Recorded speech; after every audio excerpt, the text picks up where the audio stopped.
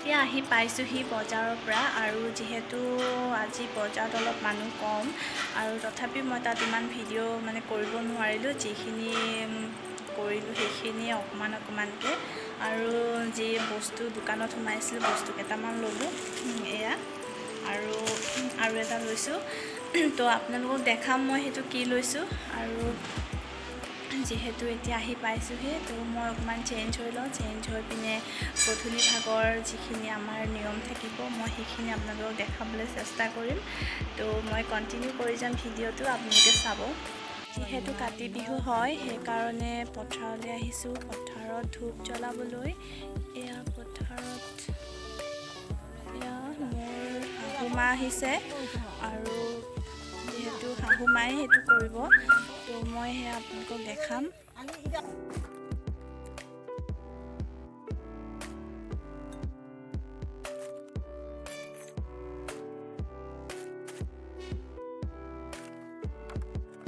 পথাৰলৈ আৰু ইয়াত মোৰ মাহঁতে গৈছে শাহুমা আৰু ইয়াত পৰিৱেশটো আপোনালোকক দেখাইছোঁ কিমান ধুনীয়া নহয় জানো সেউজীয়া গোটেই পথাৰখন আৰু মাহঁতে সোমাইছে ধূপ জ্বলাবলৈ আৰু ইয়াত দেখিছে নহয় জেউৰা এইখিনি মই পাৰ হ'ব নোৱাৰোঁ তো মায়ে গৈছে তাতে ধূপ জ্বলাবলৈ তো মই এনেকৈ ৰখি আছোঁ মোৰ বেয়া লাগিছে মই ভাবিছিলোঁ জ্বলাম বুলি কিন্তু এই জেউৰাখিনিৰ কাৰণে পাৰ হ'ব নোৱাৰিছোঁ তো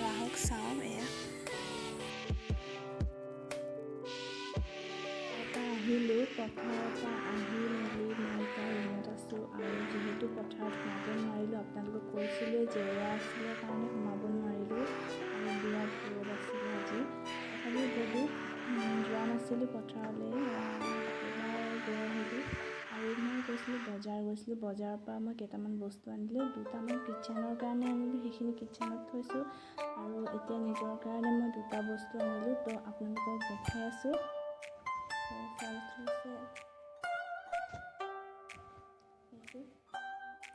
নাইটি আনিলোঁ এখন, প্ৰিণ্টটো ধুনীয়া হয় আৰু কালাৰফুল হয়। কেনেকুৱা লাগিছে আপোনালোকে জনাব, কালাৰটো কেনেকুৱা লাগিছে। তাৰপিছত এযোৰ চেণ্ডেল আনিলোঁ,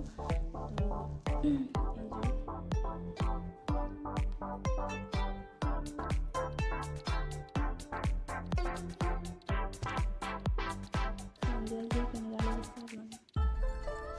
অকণমান ইয়াত চাইনিং আছে, সৰু সৰু ষ্টন আছে, এইখিনিতে ষ্টনখিনি আছে, ইয়াতে ফ্লাৱাৰ এটা আছে আৰু এইটো এনেকুৱা ভাল লাগিলে বস্তুটো। আৰু ইয়াৰ মানে কি হেৰিটো বেছি নহয়, ওখ নহয় বেছি সিমানটো।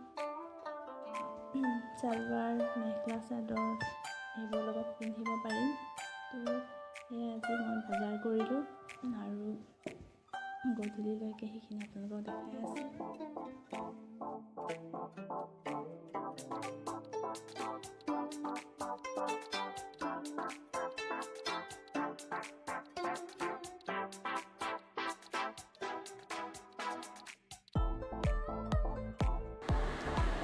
এয়া দুৱাৰ মুখত এনেকৈ চাকি দুগছ জ্বলাইছোঁ আৰু যিহেতু আগপিনেও জ্বলাইছোঁ আৰু পিছপিনেও, আৰু তুলসী গছতো দিব লাগে নহয় জানো, তো তুলসী গছতো এগছ চাকি তাতো জ্বলাইছোঁ।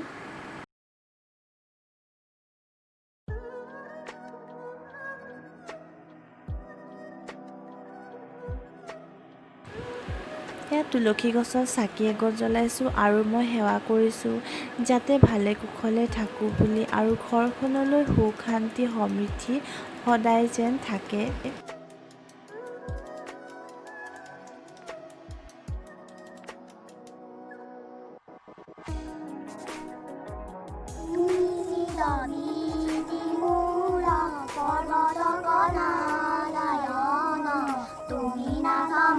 চাকি এগছ জ্বলাই ইয়াতে মাহ প্ৰসাদখিনি আগবঢ়াই থৈছোঁ আৰু সৰু সৰু ল'ৰা ছোৱালী কেইটামানক মাতি মই প্ৰাৰ্থনা কৰিবলৈ দিলোঁ, লগতে ময়ো বহিলোঁ। আৰু এইখিনি হৈছে মোৰ খুৰীহঁতৰ ল'ৰা ছোৱালীখিনি।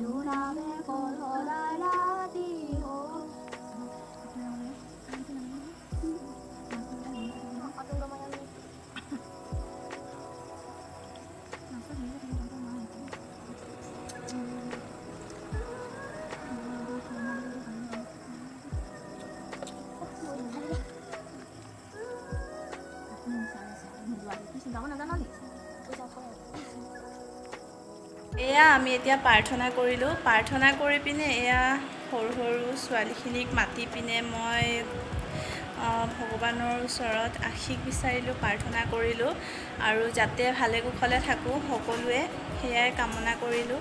সেয়া এইখিনিক মাতি পিনে আজি প্ৰাৰ্থনা কৰিলোঁ সকলোৱে। তো এয়া প্ৰসাদ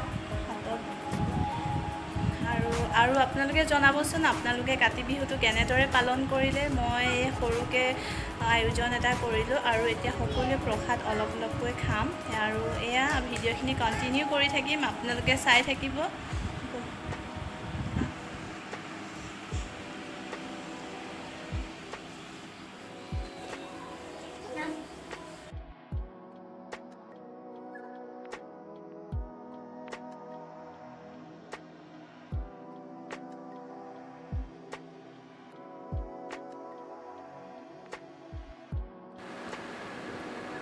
আৰু এই মাহ প্ৰসাদখিনি মই এতিয়া যিখিনি সৰু সৰু ল'ৰা ছোৱালী আছে সিহঁতক চবকে ভগাই মেলি খাবলৈ দিলোঁ।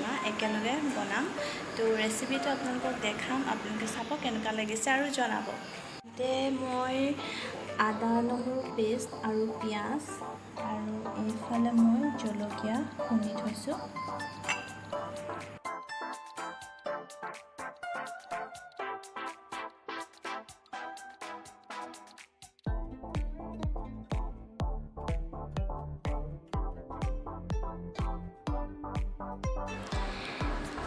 এয়া মই লৈছোঁ পনীৰ আৰু ৰাজমাহ। এয়া মই বইল কৰি ল'লোঁ ৰাজমাহ আৰু আলু।